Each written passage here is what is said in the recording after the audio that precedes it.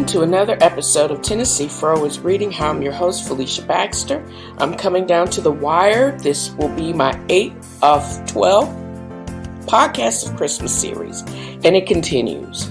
I will be discussing and celebrating Black excellence in music, as well as who's who on that list and why I chose some of my selection of my Black excellence in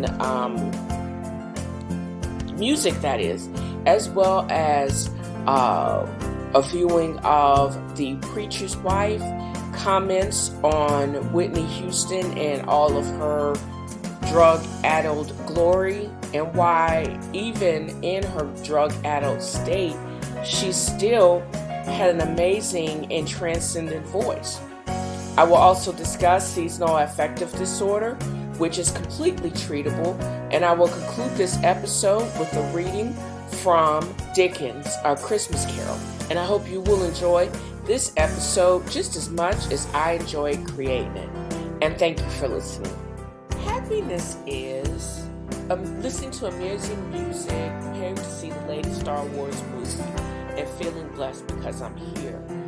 Welcome back to the podcast. The most difficult thing I realized I did today was putting on real pants and going to Food Line to pick up tonic water, non-diet that is, for my lethal fruit-infused vodka water. I'm just saying it's a health drink if it has fruit juice in it. And also figuring out how I'm going to record my podcast in between commercials for the new there's a new just specific for TLC Go 90 Day Fiance just landed, and I'm being introduced to a whole bunch of new foods as they make their journey in quote-unquote love here in the United States. And that's the most difficult thing that I've had to actually do today. I'm actually blessed that I have so many freedoms, and I do have a job that most of the time it gets on my nerves, and I don't understand how people still have a job and don't do no work, but that's not for me to figure out. I don't sign anybody's check. Anyways, I did or was able to add several songs to my Black excellence in Christmas music today. I'm suggesting that you navigate to this playlist, Black excellence in Christmas music, and add to the comments any other suggestions of songs that I should add to this particular collection. Be careful, because you won't be able to resist bopping. The tone of the songs that I've added to this playlist are definitely upbeat, and you will get your bop on. I'm just reiterating the, I don't know why it's so, why everybody's so tripped out about it. It was released 25 years ago, just like a whole bunch of Christmas music that was released 75 years ago. I think White Christmas was released right about then. And why everybody's tripping that Mariah Carey's All I Need Is You is, after 25 years, is now streaming and is now number 1 on the billboards. Who knew? It's actually a great song. Listen to it. You will bop, or at least move your shoulders. I also was listening to a podcast where they were talking about certain things or certain music, just like sugar cookies and gingerbread, and hopefully I've put that to rest. Certain cookies are associated with Christmas. There's certain songs and movies that have been are now ubiquitous in our Black psyche that means Christmas to some people. And they were talking about how they listened to Mariah Carey's song, and then they watched A Preacher's Wife. And I hadn't watched it in a number of years. For those of you that are not aware, A Preacher's Wife was released in 2012, the same year that I believe, wait a minute, it can't be in 2012. It's grandly mistaken. No, A Preacher's Wife was actually released in 1996. It was 2009 that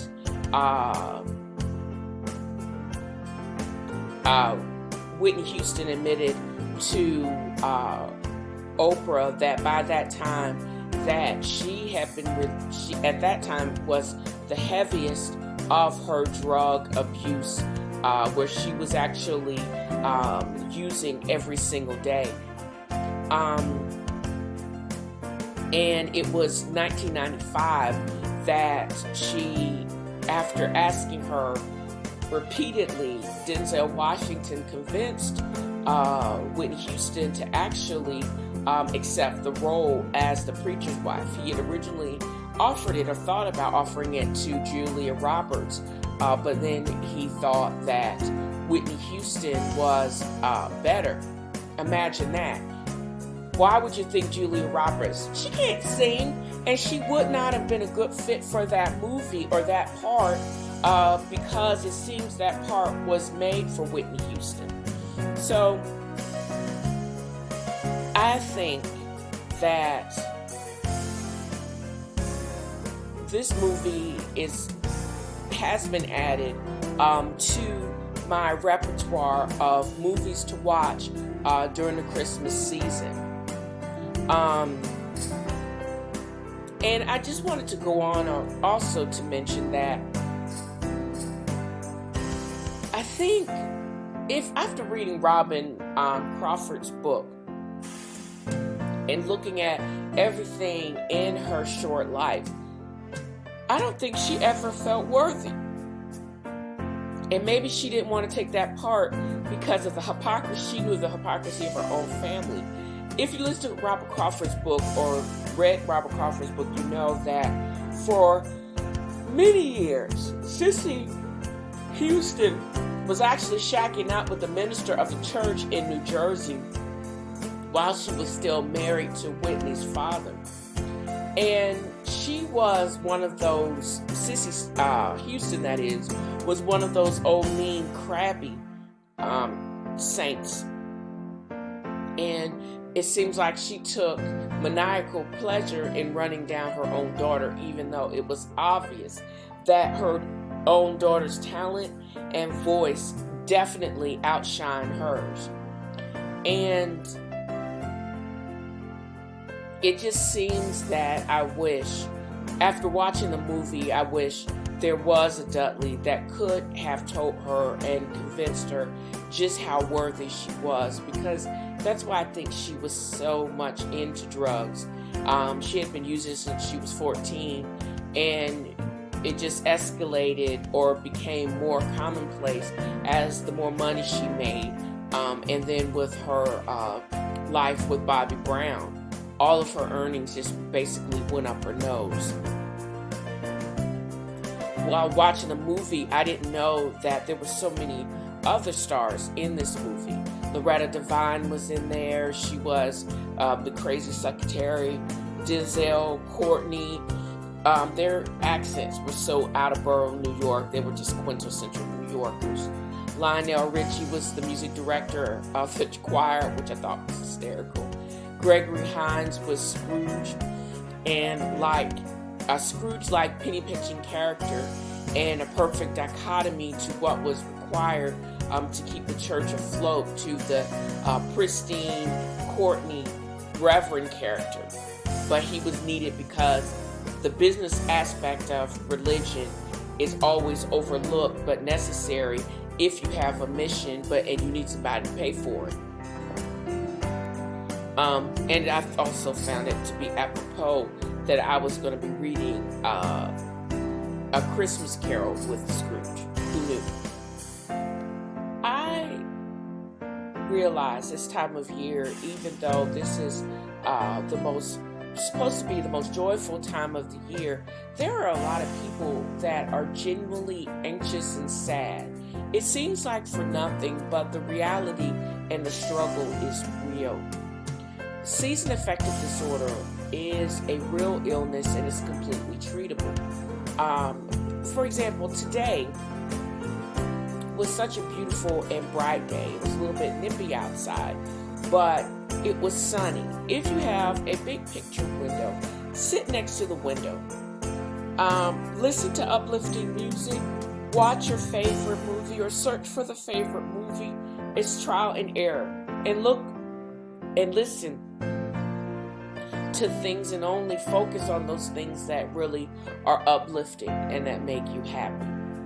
I watched The Preacher's Wife during my break today, and so much of the movie was prophetic of her life growing up in Trenton or in New Jersey, and foretold of her tragic death. I'm talking about Whitney Houston. She was a glamorous, wonderful, amazingly talented star that left here too soon. And I think just like Prince, she had so much more to give. But unlike Prince, I'm wondering, I don't think she had control of her masters. So we may never know what all songs that she was waiting to release and that we could enjoy. No, I don't think anybody ever told her, why can't you just listen to your own music? And what kept her from listening to her own music and being just as uplifted by it as I was and that all of her fans was. I think that would have also dragged her out of her funk. It was obvious that she had self-esteem issues, depression, she abused drugs, and towards the end of her life, it was completely out of control. And that was her doing in, so to speak. If you're searching for help and direction in your own struggles, I would hope that you would find the strength to dial 1-800-273-8255 and talk to someone about what ails you and getting the help that you need. If you navigate also to my notes, you will find the suicidepreventiononline.org/chat. This will allow you to even text or speak to someone.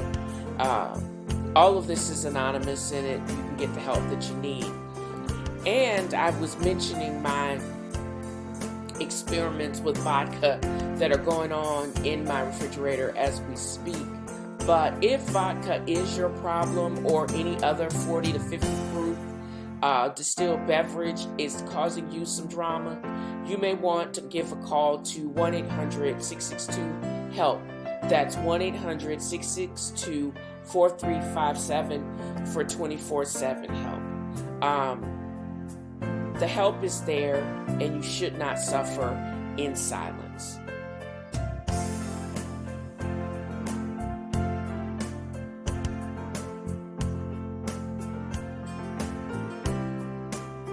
So we're coming down to the wire of the conclusion of this episode, and I'm going to end it with a very poignant reading from Dickens' A Christmas Carol. And I ended yesterday with basically Scrooge throwing shade at the two guys trying to hit him up for money to contribute to the poorhouse of whatever place that he was living. And it says, seeing clearly that it would be useless to pursue their point, the gentleman withdrew. Scrooge resumed his labors with an improved opinion of himself and in a more fastidious temper than was usual for him.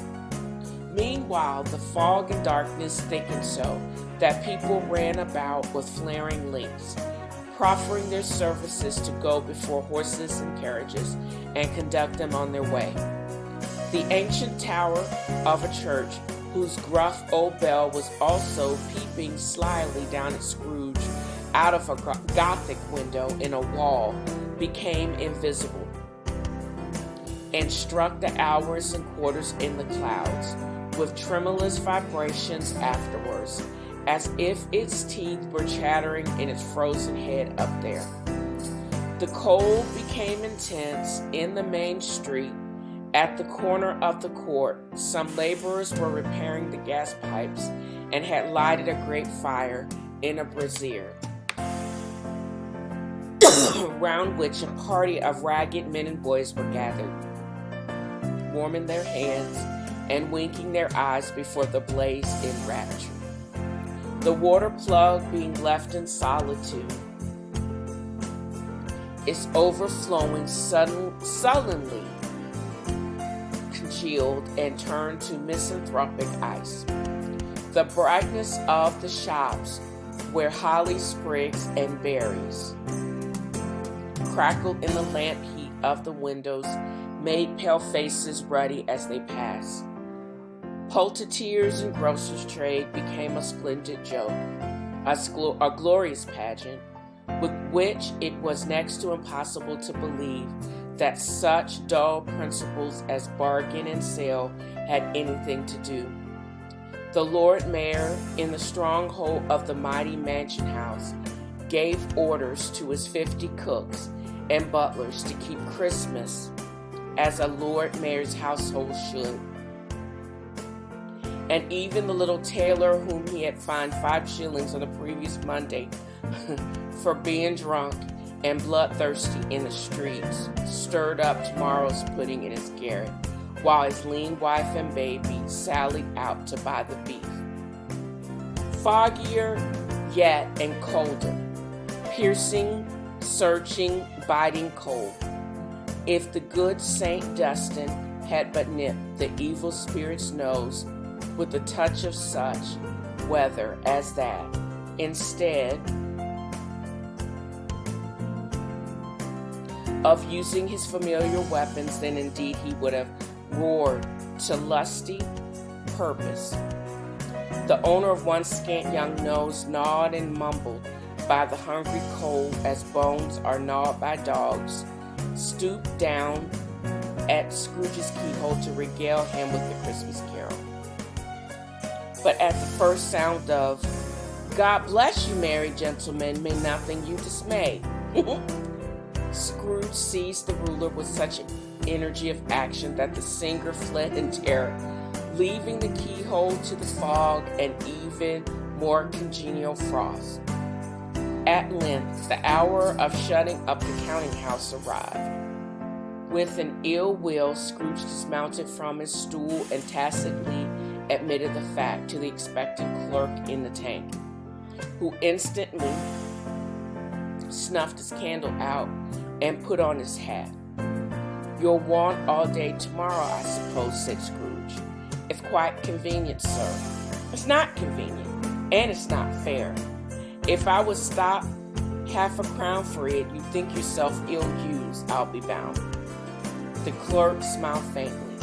"And yet," said Scrooge, "you don't think me ill-used when I pay a day's wages for no work."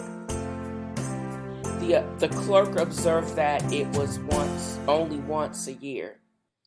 "A poor excuse for picking a man's pocket every 25th of December," said Scrooge, buttoning his greatcoat to the chin. "But I suppose you must have the whole day. Be here all the earlier next morning."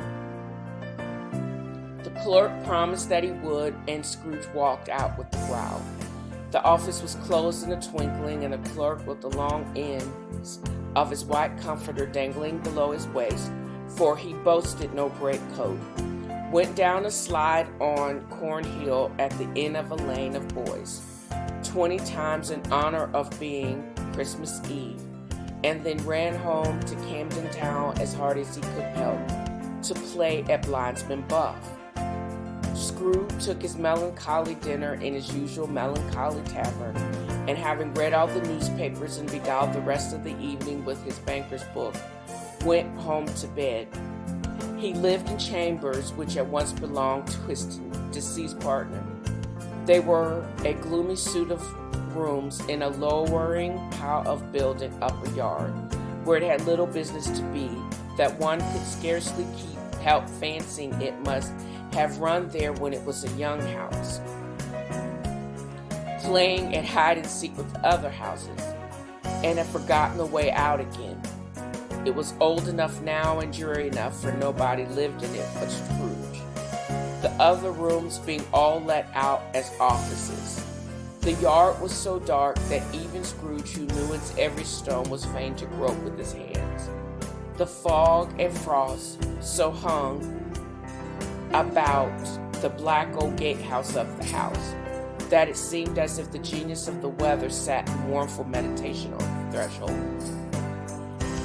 Now it is a fact that there are nothing at all particular about the knocker on the door except that it was very large.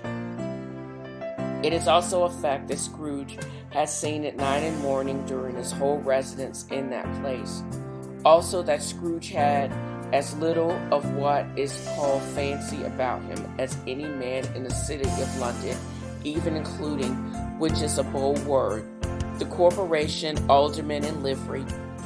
Let it also be borne in mind that Scrooge had not bestowed one thought on Marley since his last mention of his 7 years dead partner that afternoon, and that let any man explain to me, if he can, how it happened that Scrooge, having his key in the lock of the door, saw in the knocker, without his undergoing any immediate process of change, not a knocker, but Marley's face. Marley's face.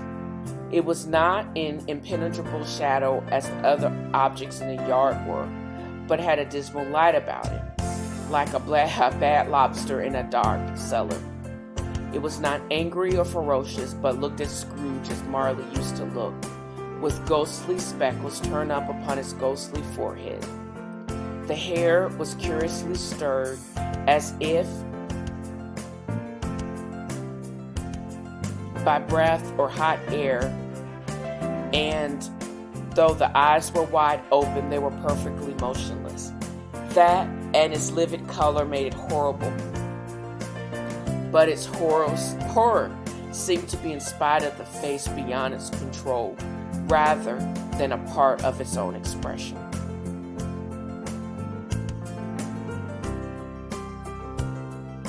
As Scrooge looked fixedly at this phenomena, it was a knocker again. To say that he was not startled or that his blood was not conscious of a terrible sensation to which it had been stranger from infancy would be untrue, but he put his hand upon the key he had relinquished, turned it sturdily, walked in, and lighted his candle. So Scrooge basically rolls up to his house that had once been his partner's Marley and sees what appears to be the likeness of his dead partner in the door knocker. This is probably going to start his trip into what once was, and I think the whole business of it being that don't be a Scrooge, and if you are blessed, shedding those blessings upon others and not living in a land of coulda, shoulda, wouldas.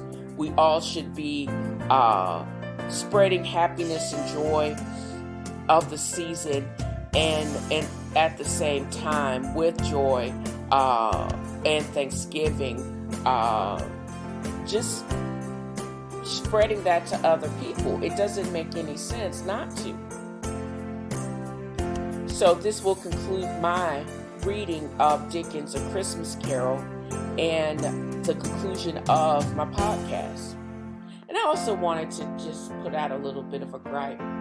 I've recently published my first book, and I'm in the process of rewriting it.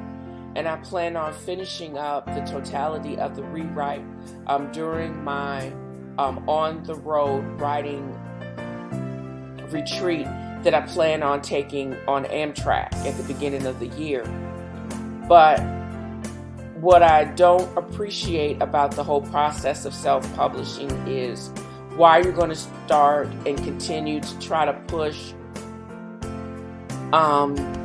services on me when all of these services should have been pushed prior to the publication of my book. I don't respond well to that. I have a day job that I have to be in the moment and engrossed and present for. I do not have time to listen to another sales pitch. And you should be contacting me and making time for me and not basically fobbing me off to some late meeting. I'm not going to respond well to that either. And it also supports my reasoning because I basically own the rights to the book and I have the ISBN number, that I can take my book and I can actually take it to another publishing house at my will. And you can't say anything about it. And don't be shocked if I don't call you back. I don't have time for it. You're not going to harsh my mellow, and you're not going to take the joy out of my season. I don't give anyone that type of power. But be that as it may, don't forget to navigate to DalesAngelsInc.com for all special offers and updates on nerd news. Drop me a line at TennesseeFro@gmail.com, or even leave a non-trolly 2-minute voicemail, because if it really is not trolly, I may actually read it or play it during the podcast. If you like what you're hearing, you're tired of freeloading, become a patron through Podbean at patreon.podbean.com/TalkingFro, or you can leave me a tip at paypal.me/FeliciaDAI. And again, I hope you will enjoy or have enjoyed listening to this episode just as much as I have enjoyed producing it. Until next time, happy holidays.